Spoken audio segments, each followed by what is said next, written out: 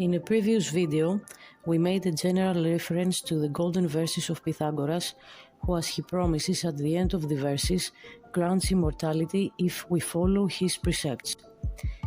Now, we will focus on the first two of the 72 verses, as they require explanation to avoid misunderstandings. This can happen especially if one does not know the etymology of the Greek words, which can change their meaning and their rendering in English. I will try as much as possible to remain precise in my interpretations, since I'm a Greek. The first verse says, "First, honor the immortal gods as they have been appointed by the law." The immortal gods Pythagoras refers to here are the 12 Olympians, who however have nothing to do with the external portrayal often presented, that is, as anthropomorphic beings with passions, weaknesses, and human behaviors. The 12 gods symbolize cosmic and natural forces, and every peculiar behavior represents qualities within these natural forces. In a future video, we will approach each one individually. So, when Pythagoras tells us to honor them, and especially as they have been appointed by the law, he means to honor the laws of nature and to align ourselves with them. Here, law refers to the cosmic law, not the earthly one.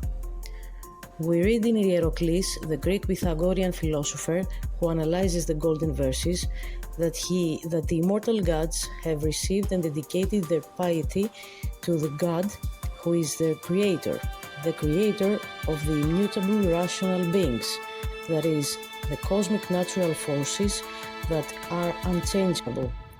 In contrast, humans are called mortal gods, because if they stray far from their divine nature, it is as if they die.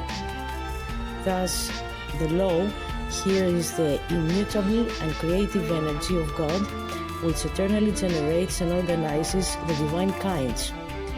Honor toward the law means knowing the essence of what is being honored and as much as possible align oneself with it.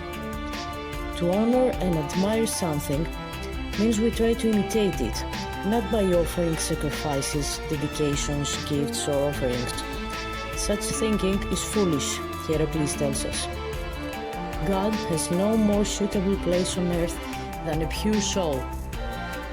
A pious person is one who possesses a comprehensive understanding of the divine and offers their own perfection as the highest honor to the causes of all good things. Moving on to the second verse of the golden verses, and keeping in mind what we analyze in the first, the sages called the guardian or the overseer of the order of the universe the oath. Thus, the next precept tells us, "And respect the oath." So we said that the law is the energy of God, which always remains in the same state and eternally and immutably guides everything toward eudaimonia, meaning bliss, happiness, fulfillment. The word eudaimonia in Greek comes from the prefix "f", which means good, and daimon, which means one who knows and one who distributes. Thus, eudaimonia means that the portion of your life is good. This word has been heavily misused, and its positive meaning has often been changed to something entirely negative. Daimones are what we call in English spiritual guides. They are a divine kind, which is mentioned in the golden verses in later lines, and we will explore this when we reach that point. Returning to the topic of the oath, it is the cause that maintains everything in the same state, that is, the order of the universe, and ensures it is so that everything is kept under the guarantee of the oath. This preserves the order of the law, making the order of creation inviolable. We understand, therefore, how serious it is to swear oaths and how much we should avoid doing so in our daily lives. The more we swear, the easier it is to fall into perjury. However, if we understand its significance, we will certainly want to avoid taking oaths. it is as if we are consciously acting against the cosmic order.